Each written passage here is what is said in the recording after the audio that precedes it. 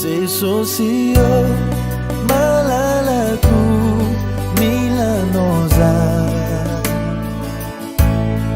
Ravomifu marainao matsiarana Fanyaminao eritreritro fitiavako Raizao rehetr'izao tsisy atakalukuanao Adalanao ao Jesosio tsy misy atakalukuanao fa miaminao ireria fitiavako Adalanao ao Jesosio tsy misy atakalukuanao fa miaminao ireria fitiavako malalaky anao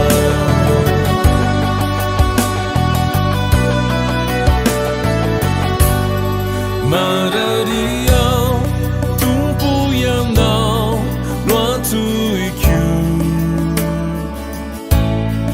Malaino ao tompo ianao no tsaruko Mijaly ao tompo ianao no tadiaviko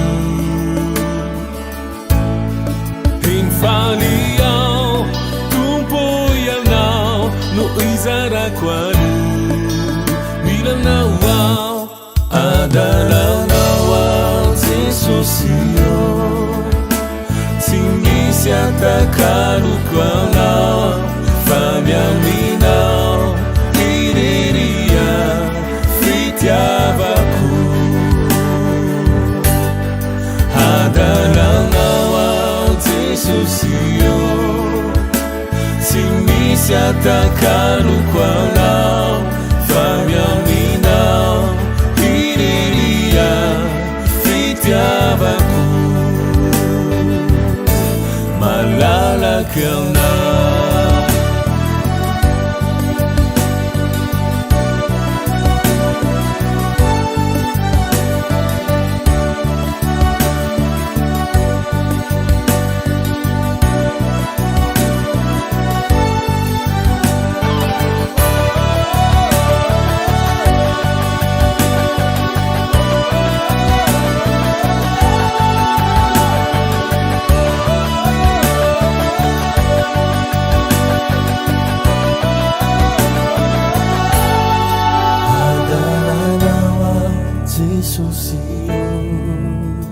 tsy misy atakalukuanao fa miaminao ireria fitiavako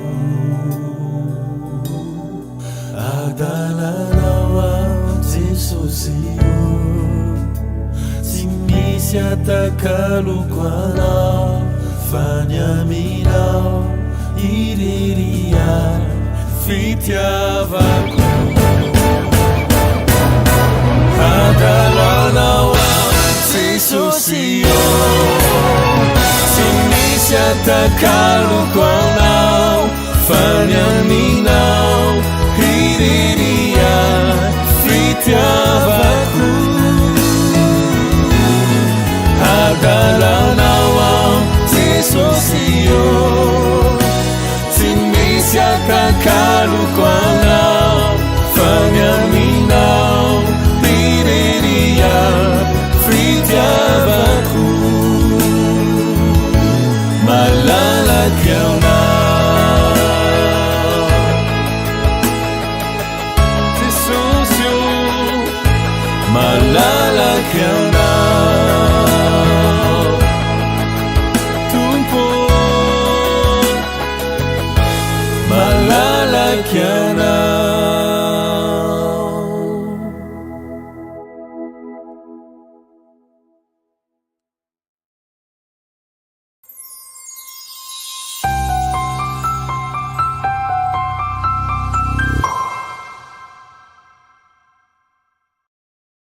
Alleloia. Miarabantsika rehetra amin'ny anara-maherin' Jesosy Kristy tratran'izao andro voalohany amin'ny volana aogositra izao. Faly manolotra n'izao fotoana izao izay fotoana ahafantarantsika ny loha hevitra amin'ity volana ity. Ary ihany koa isaorantsika n'Andriamanitra ny tamin'ny volana Jolay lasa teo, izay loha hevitra moa dia hoe voninahitra miposaka, araka ny eo amin'ny tenin'Andriamanitra amin'ny Isaia 40:1 hoe mitsangana mihazava, fa efa tonga ny fahazavanao ary ny voninahitra Jehova efa miposaka aminao. Mino fa niainana izany fanatrehan'Andriamanitra izany ianao ary ny voninahitra Jehova niseho teo amin'ny fiainanao. Indraindray mieritreritra hoe ara-materialy foana ny fiposahan'ny voninahitra Jehova, fa jerevo ary dinio akaiky ny ara-panahinao. Mino fa nandroso ianao ara-panahy. Betsaka ihany koa ny vavolombelona izay voaray ary nohinoana ny amin'ny asa mahagaga nataon'Andriamanitra antsika, izay Andriamanitra velona, izay Andriamanitra mahavita azy, izay Andriamanitra afaka manangana ny olona anankiray izay anatin'ny vovoka hipetraka eny akaiky ny mpanjaka. Tsara ny tompontsika. Mialohan'ny zavatra rehetra dia akasitraka an'Andriamanitra isika hivavaka hametraka an'izao fotoana sarobidy izao eo am-pelantanany. Raha tsy noho Jesosy Kristy tsy toy izao tsika, raha tsy ny famindrapony tsy toy izao tsika, raha tsy noho ny asa fanahy masina tsy toy izao tsika. Ka andao ary isika hivavaka hametraka an'izao fotoana izao am-pelantanan'Andriamanitra, hikasika ny fonao sy hikasika ny fanahinao, hikasika ny fiainanao Andriamanitra androany. Amen. Ataontsika hivavaka. Raha eo amin'ny anara-maherinao Jesosy Kristy dia misaotra anao, midera ary mankasitraka anao zahay ny amin'izao fotoana sarobidy izay omenao anay izao, ahafahanay Tompo mametraka an'izao volan'izao eo am-pelantananao. Ahafahanay ihany koa mankasitraka anao tamin'ny volana Jolay lasa iny. Eny Tompo, tena namirapiratra taminay ny voninahitrao, ary izahay dia mbola velonaina noho ny fahasoavanao. Mbola eto izahay Andriamanitra, mbola te heno ny teninao, mbola te hahafantatra ny sitraponao, mbola te hanana fifandraisana lalina aminao Andriamanitra. Isaorana nenao amin'ny anara-maherin' Jesosy Kristy, fanay masonao, tary io lalan'izay androany. Oka Tompo, ninitina zavatra teneninay eto dia akasika ny fiainan'ny zanakao ary voninahitra reriany amin'ny anara-maherinao Jesosy Kristy. Amen. Amen. Amen. Tsara dia tsara ny tompontsika. Raha eto amin'izao tontolo izao no jerena ny zava-misy amin'izao tontolo izao, dia tena hoe naray ianao kristianina, naray ianao ny amin'izao tontolo izao. Efa tsy menatra tsony ny olona mampiseho hoe tsy tia an'Andriamanitra, tsy tia an' Jesosy, tsy tia ny tenin'Andriamanitra, tsy tia ny famarinan'ny Baiboly. Isika kristianina dia mila fantatsika fa efa miaina amin'ny andro farantsika, efa miaina ao anatin'ny hoe rajerena ohatrany hoe anaty rivo-doza, ary indrindrandrindra isika malagasy. Betsaka ny fitarainana izay azo izay entina mbavaka, satria betsaka ny olona tsy misakafo aradrariny, betsaka ny zavatra miseho tsy misy rariny, fa dia mandeha fotsiny, ary ny fiainana moa dia mihasarotra hatrany. Izany zavatra rehetra zany nefa efa voalaza ao anatin'ny Baiboly ry havana malala. Ary any am-parany any izy ny tenin'Andriamanitra dia betsaka ny olona ho tia vola, betsaka ny olona tsy hanohy ny ray sy reny, betsaka ny olona tsy ho tia ny famarinana betsaka ny olona ho mpialina zany zavatra iainana ary misy ihany koa ny ady misy ihany koa afeo anady zany efa voasoratra avokoa fa ny tenin'Andriamanitra dia miteny hoe zay maharitra hatramin'ny farany no vonjena. Mino aho fa maharitra ianao ary maharitra miaraka amin'i Jesosy Kristy satria izy tsy hamelanao. Ozy izy ny teny hoe ety amin'izao tontolo izao ety ny ahitanao fahoriana fa matoky zao efa nandresy izao tontolo izao ary ny zavadrehetra miara-miasa asoanao. Ny expérience ratsy sy ny expérience tsara dia mpampianatra avokoa anatin'ny fiainana ary avelan'Andriamanitra iseho eo anatrehanao zany satria matoky an'ilay zavatra namboleny ao anatinao Andriamanitra. Vitanao io. Halleloia.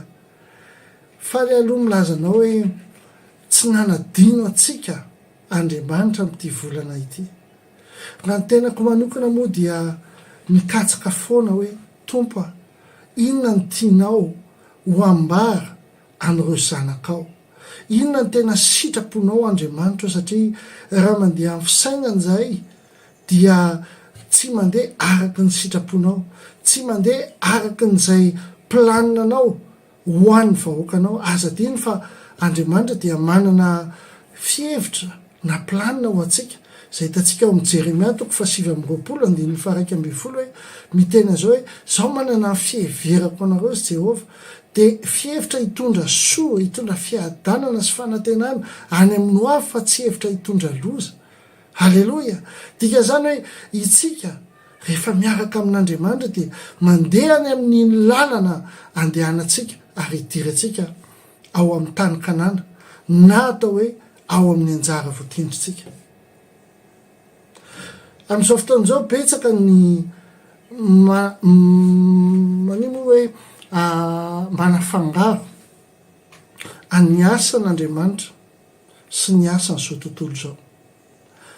Manafangaro ny sitrapon'Andriamanitra sy ny filany nofo. Tandremo fa Andriamanitra dia masina ary masina indrindra izy. Ary ny ajarantsika kristianina dia manala ny olona ao anatin'ny fanjakan'ny maizina dia mitondra azy ireo amin'ny fanjakan'ny mazava. Manao mpianatra izao firenena rehetra izao satria manomana no avitsika, manomana no avy mandrakizay isika. Halleloia.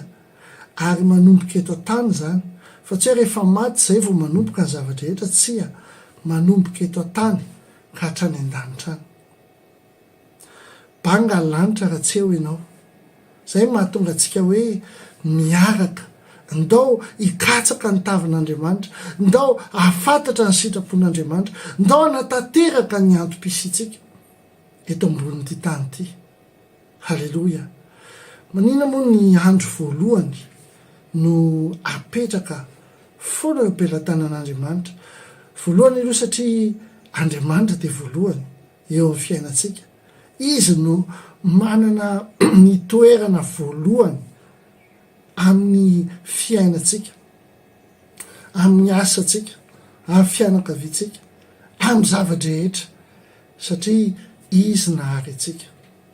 Fantany hoe inona ny antom-pisitsika eto ambonin'ity tany ity. Arariny dia rariny tokoa raha mamerina ny voninahitra any aminy isika, manolotra an'izay zavatra rehetra nampindraminy antsika. Nisy olona iray izay anisan'ny olona farany nanankarena indrindra teto an-tany tamin'ny fotoanany.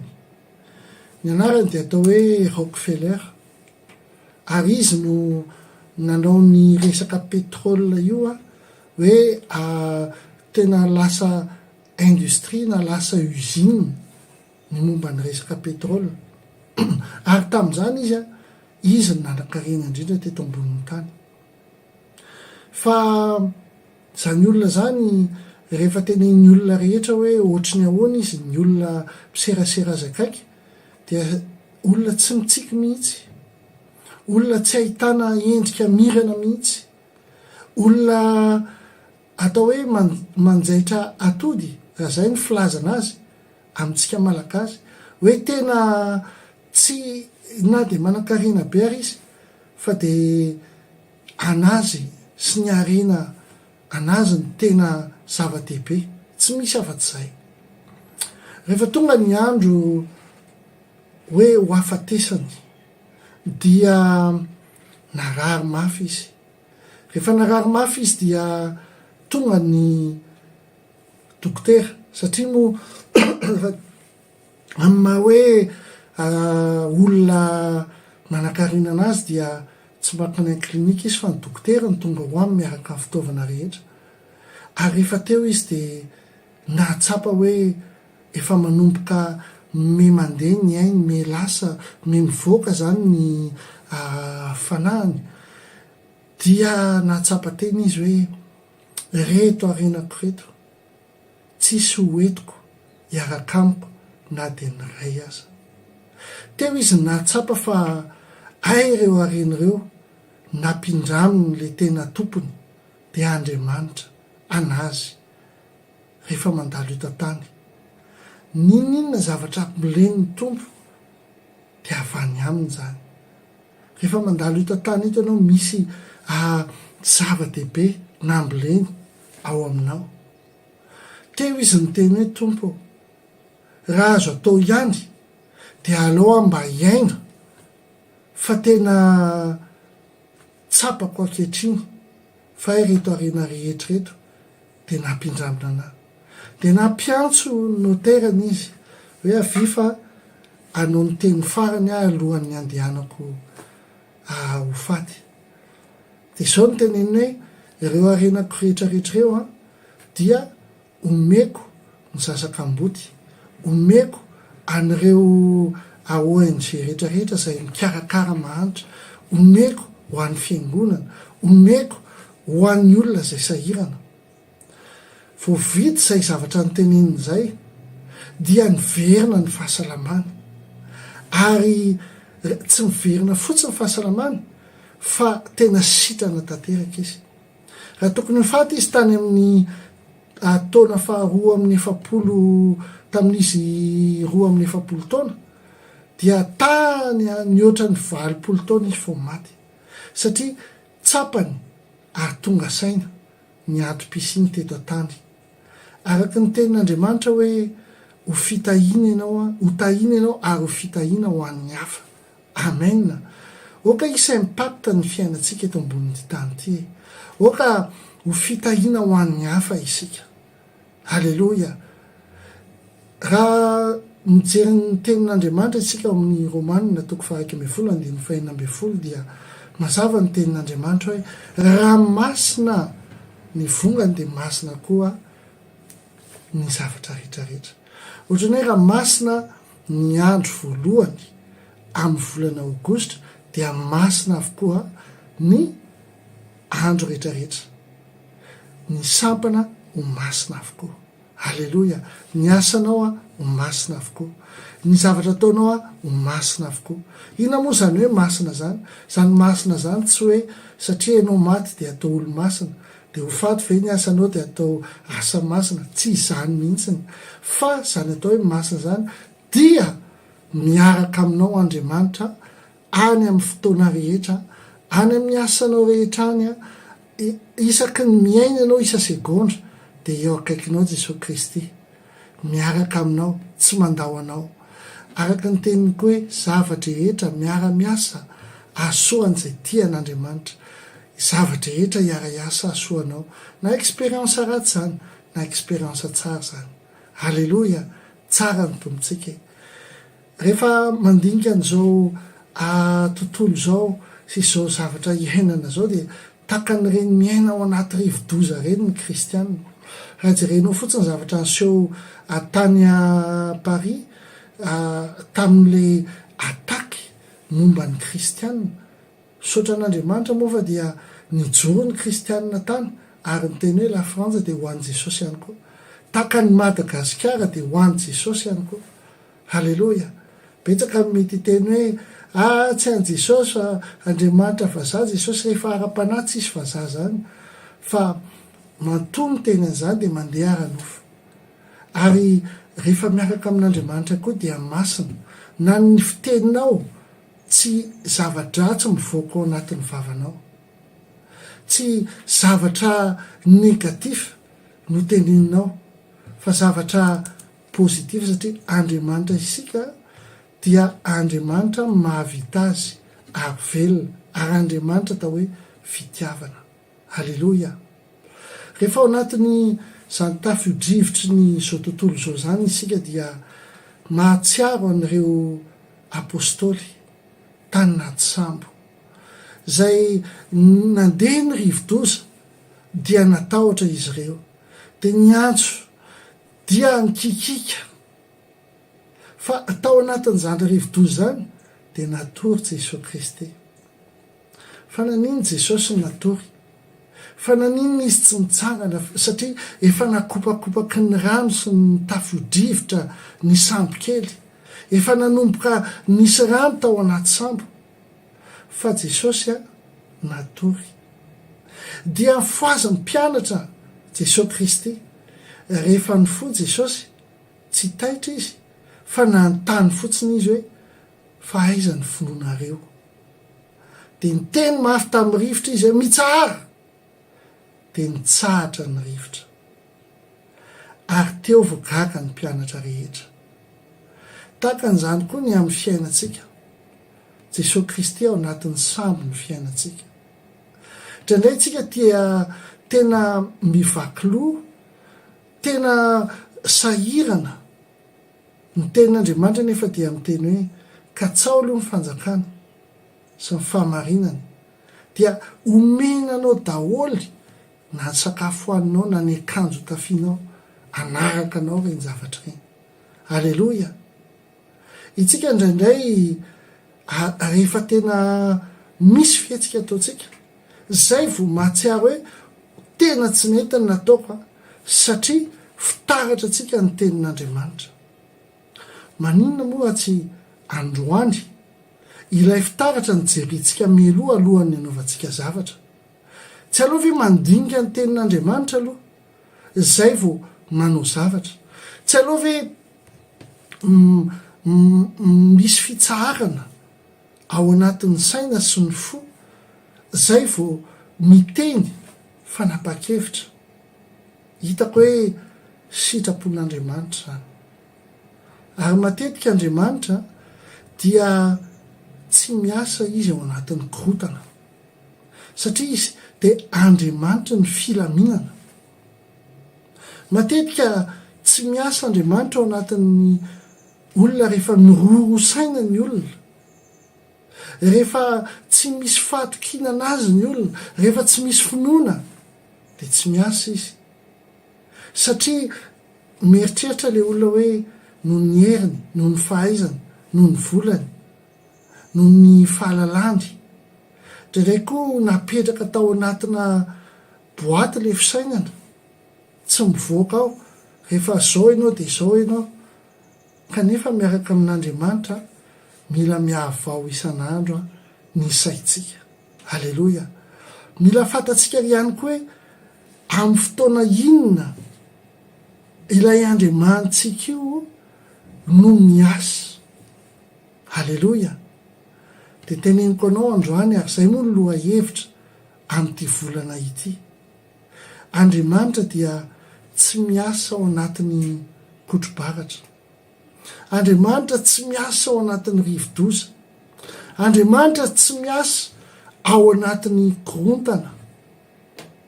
Fa Andriamanitra dia miasa ao anatin'ny fahanginana. Halleloia. Ao anatin'ny fitsaharana.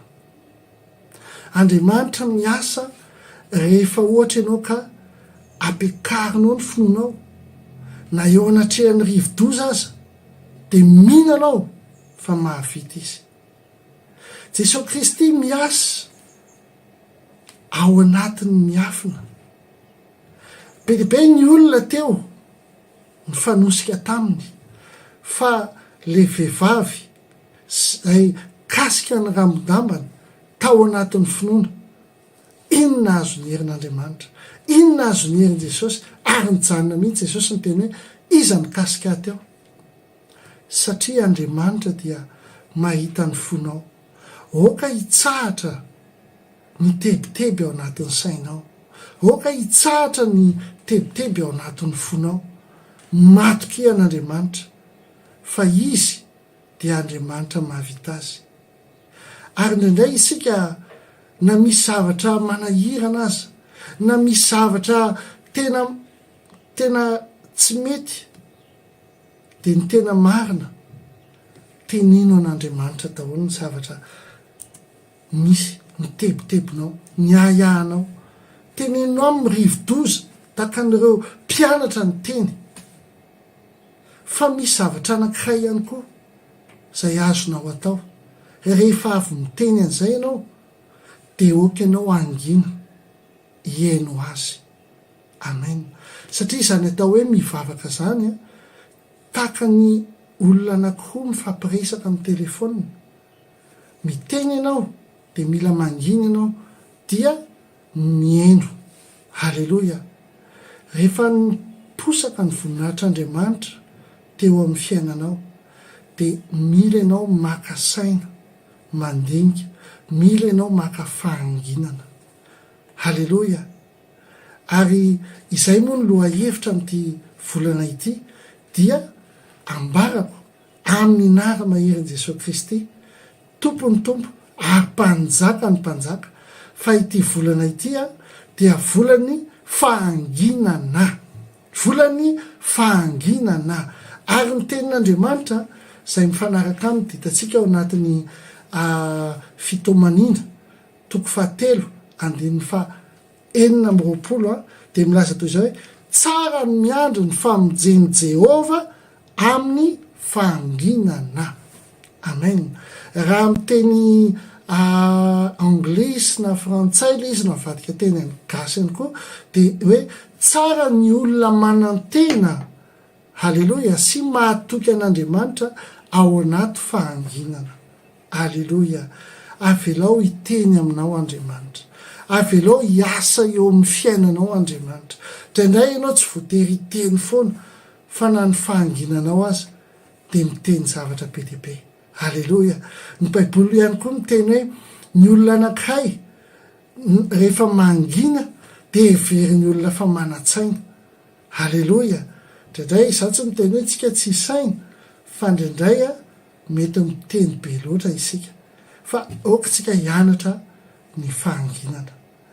Ao anatin'izany dia angina tanteraka ny fahavalo ihany koa eo amin'ny fiainanao, angina tanteraka ny rivo-doza rehetra eo amin'ny fiainanao, angina tanteraka ny vavan'ireo mpaniratsiranao amin'ny nara maherin'i Jesosy Kristy.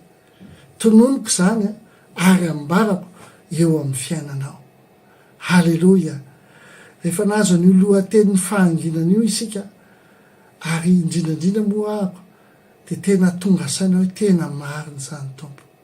Indraindray izay miteny foana, fa tsy mijanona kely izay, miaino anao, tsy mandinika fahanginana izay, miaino anao. Fa ahoana ny anaovanay an'izany ary?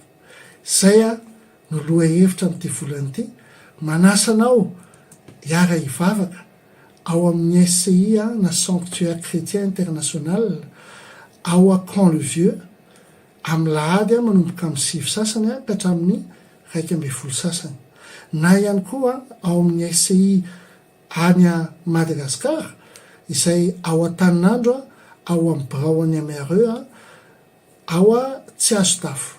Dia tahin'Andriamanitra isika, Andriamanitra ny fiadanana ny ombanao ary ny fahasoavan'Andriamanitra ny hirotsaka eo amin'ny fiainanao. Eny tokoa fahasoavana sy famindrapo ny anaraka anao amin'ny andro rehetra iandranao dia hitoetra andro lava ao an-tranon'i Jehova ianao. Docteur Ina ihany amin'ny fitiavana be dia be. Amen.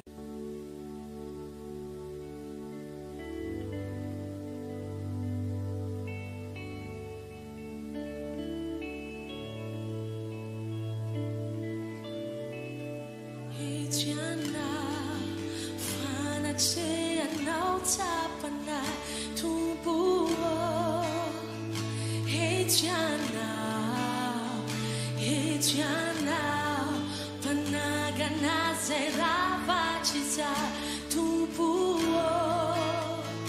Ejana panaumio chinzai vidana tupuo. Ejana panubuka tantara vava tupuo. Ejana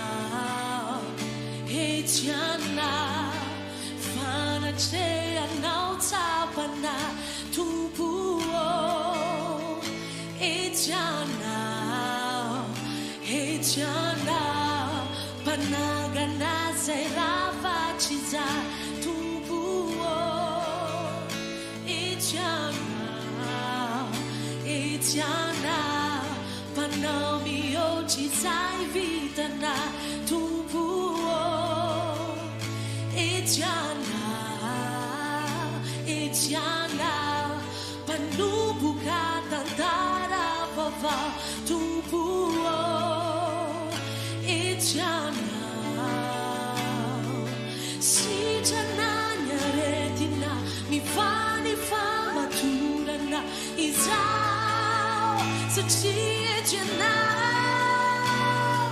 miruta kani busucha manapata Sang it, sang it, join. pakramzi Sing it, son. Sachiete nel tuo cuore. Alleluia. Gennaro Gesù. Sita nella rete. Sita nella rete. Mi fa fattura. Jean. Sachiete nel Gesù. Alleluia. Mi ruta kan justa mi kan fama tjäna man. Et on is of ton jou sao.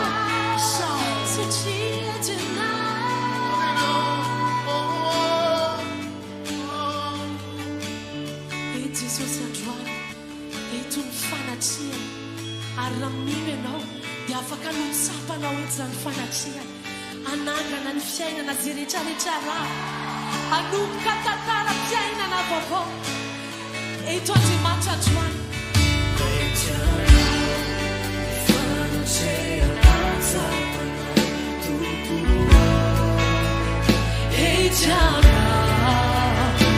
Ejana panagana seravachiza tupuo. Ejana panomio chizai vidana tupuo. Ejana panubuka tantara vava tupuo.